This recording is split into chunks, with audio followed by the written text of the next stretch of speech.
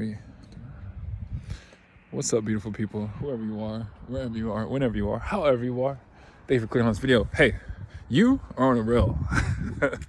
A lot of us are on a rail. A lot of this whole world is built and designed for us to be on rails our whole life. And what I mean by that is that we're going from one thing to the next, almost like a roller coaster, right? It's already like kind of laid out for us in a lot of ways because we can occupy our time and or distract ourselves for minutes on end, hours on end, days on end, weeks on end, years on end. You know what I mean? And what I'm saying is that there's so many things that take our time each day and so many body cycles, that we go through. We'll wake up, if you lay in bed, that might be another thing that takes off your time, right? Or on your phone for 30 minutes and you use the bathroom or you work out and then you gotta eat and then you gotta get ready or then you gotta do this and then that you do that for an hour or two and then you gotta do this and you do that and oh, I gotta use the bathroom again. Oh, okay, well, I gotta go over in this errand. Oh, then I gotta go take the kids somewhere. Oh, I gotta go do this. Oh, well, you know what? Then I'm back. Oh, okay, well, I'm gonna watch this movie. Oh, okay, I'm gonna lay down and go to sleep. I don't wanna keep going. I can go on and on and on. But that's how life is, right? That's how a lot of our lives are in this world. A lot of this whole thing is designed to keep us going from one thing to the next. There's so many things that we can occupy our time with and to get involved with that, you can just take your pick, right? There's an abundance of that at least. So what I'm saying in all of this by that you're on a rail is that a lot of us, rock with me here. A lot of us live our lives up here, right? And right here. A lot of us, and right here too, myself included. A lot of us live our lives in this limited container. When we have all of this, right? We could experience the whole of everything, right? But a lot of times we are just experiencing so much of our own little micro echo chamber that we kind of have between ourselves and our thoughts and our desires and the things we want to do and all those things, our thoughts or whatever's going on in the media, current events, and yada yada yada, right? So what I'm saying is that even right now, when you look at this view, right? Even if I were to show this view vertical or horizontal, right? A lot of our views have been narrowed and narrowed and narrowed, right? How much do we really use our peripheral? When you look out into places, do you really truly use the edges of your perimeter? Or are you just more so focused on what's in front of you? We have to expand a little bit of our perimeter awareness in a sense.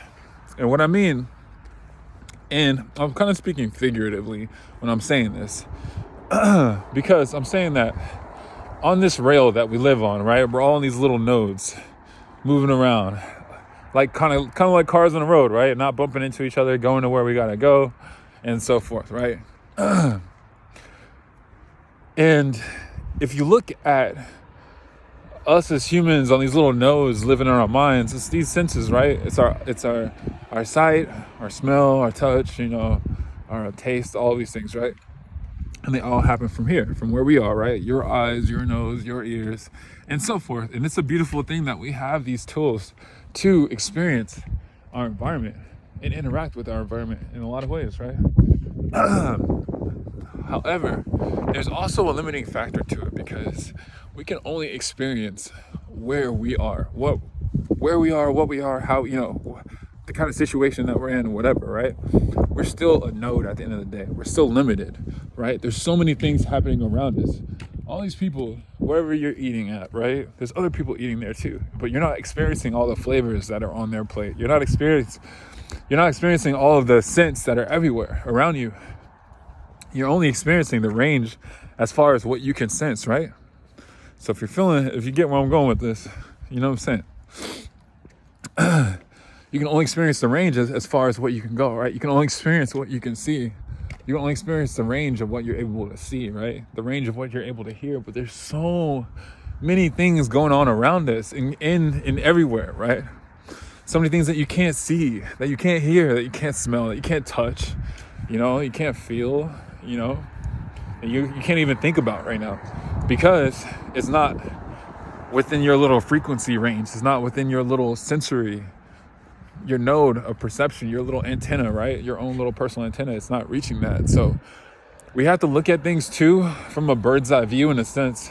Not saying that, oh, you need to, have an out of body experience. But what I'm saying is that we have to understand that there's so much more to this whole experience than what we're just living, where we are standing. We get so occupied up in our ego, and it wraps it up all really nicely in a nice little bow tie as far as what we're all limited by, right? And that might be the thing that sometimes we become the most proud of, are the things that we think we are, when it's not us, We're just kind of one little node on this thing. And the earth, that's the big thing. The earth is why we're all here. I'm gonna go into it real quick, because I'm kind of peeling back layers. I'm starting with the aspect of us being on a rail, right? Us kind of going from place to place to place, and kind of with these little horse blinders on.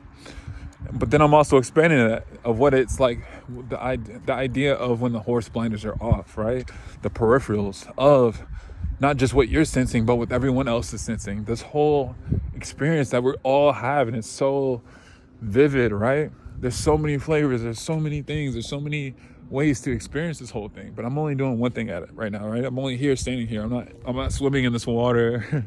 I'm not in the plane up there. I'm not eating what they're eating in their house. You know what I mean? Like, and we all know these things, right? I can't be everywhere all at once, whatever. But that is what the earth is. The earth is what's giving us so much. Although we may only want so much. We may only experience so much of it through our limited, experience here.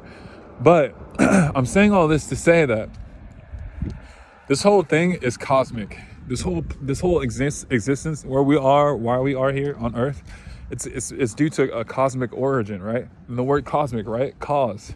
It's the cause of it. It's the actual origin of it, right? And when you look into space, when we're talking about the cosmos, we're talking about space, right? The divine, right? We're talking about the heavens, space. Come on. So, the cosmos, if you look out, obviously, come on.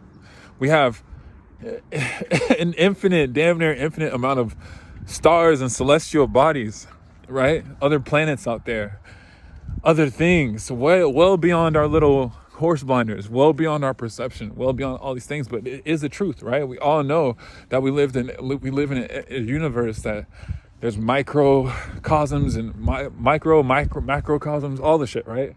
There's layers of dimensions on this whole thing, right? It's so much bigger than just this little horse blinder. And we even got more horse blinders on top of horse blinders on top of horse blinders, to where we're just on a little rail, just like a little ant or something in a little ant farm. Or, when you look at some of these there's like a little, a video I saw where people were drawing circles on the ground around ants, and the ants were like pretty much limiting themselves by the circles that the person drew on the ground, because the ants didn't have the awareness of their perception to be able to like see what's truly going on. And that's what we're doing a lot here. A lot of us are doing here. This whole thing is cosmic, right? And when I say that like, yo, look out in the stars. I know it's daytime right now, but we still got one star that's shining super bright. It's our sun, right? And if you look at other constellations, all these different scientific names for all these different stars. We got Vega, Andromeda, Lyra, Orion. That's a constellation. But Sirius, all these different stars out there. But we have the sun. Like we don't have an actual name for our star, like our solar, like the heart of our damn solar system. We just call it the sun. And the sun is not an actual scientific name. The sun is literally just the center of a solar system. That's like calling your vehicle, if you had like a Ford Expedition or something, you just call it, it's the car. Somebody was trying to ask you what kind of car you have, you just say, oh, it's the car. Like, these are some things that we don't think about. We just accept and move forward, right? We just say, oh yeah, it's the sun, but we don't really have a name for it. Like, we should have a name for it. But anyways, I said it to say that you look out into space and you see all these infinite stars and infinite planets. We're so limited and we're so egotistical that we look from our perspective and we're like, oh yeah, what if that would be add to the story of our planet, of Earth, of humanity.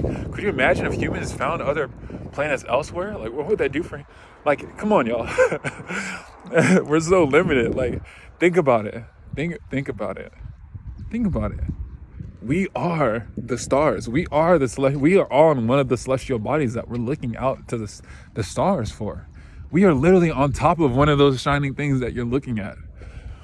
Think about it, y'all. We are an ET race. You know what I'm saying? The whole humanity. We're just divided in how we think, so we're dumb as hell. But like, we're limited. We're ignorant as fuck. You know what I'm saying? But like, that's what we are, y'all. Like, we are literally star beings, right? Star beings. Where do you think consciousness comes from? Think about it. Think about it. You see? Do you see it? You see the answer? Do you see where every blade of grass from here to where I'm standing, to where you're standing, to China, to Antarctica, to freaking Russia, everywhere, every freaking blade of grass, every leaf on every tree is all powered by this thing right here. Our sun, our star, the star power, the source, the solar power. You know what I mean? The first source of energy. All this water, wind, all this other stuff is awesome, but you know where the main source comes from, right? Like water's awesome as well, obviously. Electricity is also a great source of energy. But you know what I'm saying? Like renewable. The solar. Come on, it's right there. It's right in the air. So what I'm saying is that even us, think about it. We would not be here without the sun. We would not have consciousness without the sun. We would not exist without the sun. Like this plane, this earth plane would not exist without our sun. If you think about that, we all come from the star. The star has a connection to all of our consciousness. It's imbued in all of us. It's imbued in all of us. If you're looking for answers, right there. I'm just saying. Think about it, y'all. We wouldn't be alive without the sun. There's a consciousness to the earth and to the sun and to our star, just like there are into other constellations. And we are those beings. We are those beings, but we've been conditioned to be on a rail for generations after generations after murder and mutilation and trauma and so many things that will limit people. And they did a damn good job of that because we're so far along. We've been on rails for so long that it's like this stuff sounds like, out there conversations when this this is literally the truth of our cosmos and like who we are and where we come from. So we have to get out of our heads a little bit, and you'll be able to see that this whole existence that we live in, that we have the blessing to be a part of and to be aware of, it's so much broader. There's so much more here than what you're just experiencing. We just get to be a little piece of the whole thing. But if you think about the earth and you think about all the wood, all the materials used to build everything that we have, it all comes from where we're standing. And all the intelligence and all the connections and all of the stories and the life force in between, it comes from the sun. Can y'all see that deer back there? Y'all see the deer? We're just chilling. You know what I'm saying? All of us. It's a beautiful thing that we got going on here. We just have to get out of our own heads a little bit and see the connection of everything. We have to dissolve the dividers between where one thought ends and one mind ends and the next mind begins. We have to dissolve those barriers because it's not like that. We're just limited by us being a person. We're limited by us having a mind. We're limited by us having these things that are like containers. There are containers, and that's fine. It's not wrong at all. It's to help us learn. Look at this. It's all beautiful. Look at this beautiful. Look at all this beautiful stuff going on. Come on. Come on, y'all. It's been working for like centuries and eons. It's so much bigger than us. Humans, we're just one part of it all. Anyways, I just wanted to share this with y'all. Get out of your head. And this is where we come from, y'all. This is the whole shebang. Okay, I'm done. Love y'all. Peace.